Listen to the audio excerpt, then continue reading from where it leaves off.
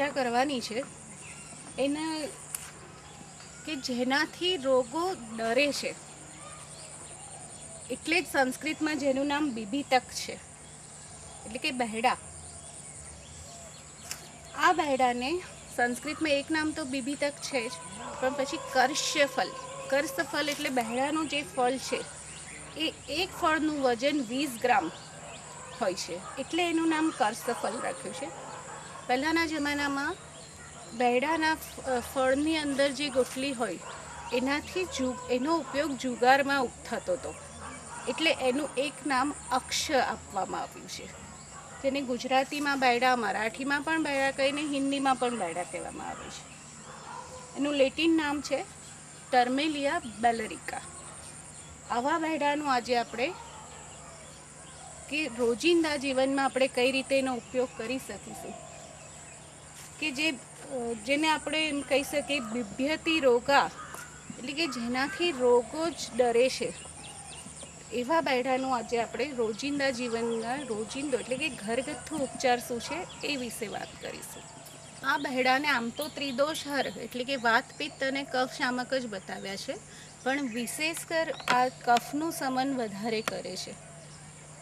कफना रोगो एवा जेवा आपणे सामान्य रोगो के शरदी, उधरस एमां जो बहेड़ानी छाल एने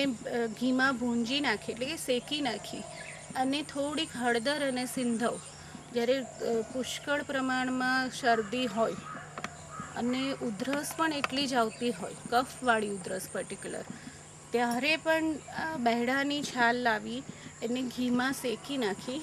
अने वाटीने थोड़ुंक संचळ थोड़ुंक सिंधव मीठुं अने थोड़ुंक हळदर एनी साथे मिक्स करीने जो चटाड़वामां आवे घी साथे चटाड़वामां आवे तो तरत ज शरदीमां पण फायदो थाय छे अने उधरसमां पण फायदो थाय छे। खास करीने नाना बाळको जेमने वारे वारे शरदीना रोग थता होय छे तो एवा बाळकने जम्या पहेला जो घीमां सेकेलुं बहेड़ानुं एक नाનું બહેડાનો કટકો ઘીમાં શેકી અને એને ચાવવા માટે આપી દેવો। ધીરે ધીરે એનો રસ એને ઉતારવા માટે કહેવું તો એનાથી એને જે જૂની શરદી સળેખમ હોય છે કે જે વારે વારે એને કફથી ભરાઈ જતા હોય છે એવા સંજોગોમાં આ બહેડાને આ જો બાળકને બહેડા આપવામાં આવે તો એને ધીરે ધીરે એ કફનો જે શરદીનો રોગ છે એ કંટ્રોલ થઈ જશે અને જે કાયમી નાક ગળતું હશે તો એમાં પણ ફાયદો થશે। કારણે જ્યારે સોજો આવ્યો હોય ત્યારે બહેડાના પાન લાવી અને એની લસોટી એટલે કે એની લુગડી બનાવીને અને એ લગાવી દેવાનો અને એની ઉપર બહેડાનું આખું પાન આ રીતે જ પહેલાં લુગડી અને પછી એની ઉપર આ રીતે બહેડાનું પાન જો બાંધી દેવામાં આવે તો વાયુના કારણે જે સોજો થયો છે એ સોજો ધીરે ધીરે વેરાઈ અને તરત જ એમાં ફાયદો પણ દેખાશે। પણ સાથે સાથે જ્યારે વાયુના કારણે શરીરમાં વેદના થતી હોય છે એટલે કે પીડા થતી હોય છે તો એવા સંજોગોમાં પણ જો બહેડાની મज्जा લાવી અને એનો લેપ કરવામાં આવે અથવા તો એ જ બહેડાની મज्जा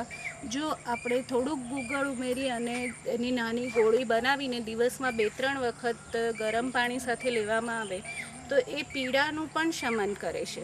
બહેડાના ફળની એક ખાસિયત તમને કહું કે બહેડાનું કાચું ફળ છે જો એ આપવામાં આવે તો એ રેચન કર્મ કરે છે એટલે કે એ જો જેને કબજિયાતની તકલીફ હોય તો એવા સંજોગોમાં જો કાચું ફળ લાવી અને જો એનું પાણી કરીને પીવડાવવામાં આવે તો એ ઝાડો સાફ કરનારું છે। જ્યારે પાકું ફળ જો બહેડાનું ફળ પાકી ગયેલું હોય અને એ પાકું ફળ જો આપવામાં આવે તો એ જેને ખૂબ જ પ્રમાણમાં ઝાડા થઈ ગયા ડાયરિયા જે થયા હોય તો એને રોકી લે છે। એટલે બહેડાની ફળની એક આ વિશેષતા છે કે કાચું ફળ એ રેચન કર્મ કરે છે અને એવી જ રીતે પાકું ફળ છે એ ગ્રાહી કર્મ એટલે એમ કે જે ઝાડાને રોકનારું છે। જ્યારે એક આયુર્વેદમાં એક તૃષ્ણા નામનો રોગ એટલે કે ગમે તેટલું પાણી પીવે છતાં પણ પાણીની તરસ છીપાતી જ ના હોય એવો એક રોગ બતાવેલો છે।